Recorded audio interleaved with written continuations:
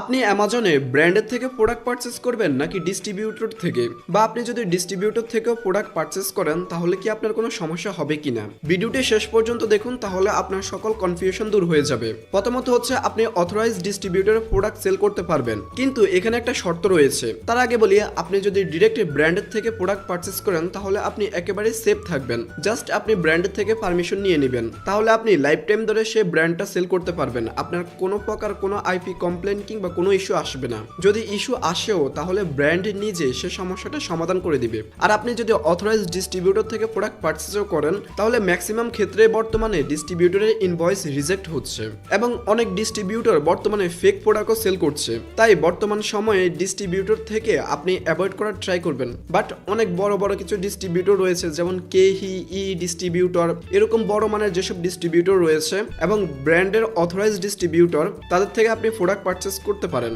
আপনি যদি আমাকে কোয়েশ্চেন করেন তাহলে আমি নিজেও ডিস্ট্রিবিউটর থেকে প্রোডাক্ট পারচেস করতেছি এবং ব্র্যান্ডের থেকেও প্রোডাক্ট পারচেস করতেছি। তাই আপনারা যদি ব্র্যান্ডের সাথে ডিরেক্ট কাজ করেন তাহলে আপনারা একেবারে সেফ থাকবেন। আর ডিস্ট্রিবিউটরের সাথে কাজ করলেও কোনো সমস্যা নেই, বাট ডিস্ট্রিবিউটর যেন অথরাইজ হয়।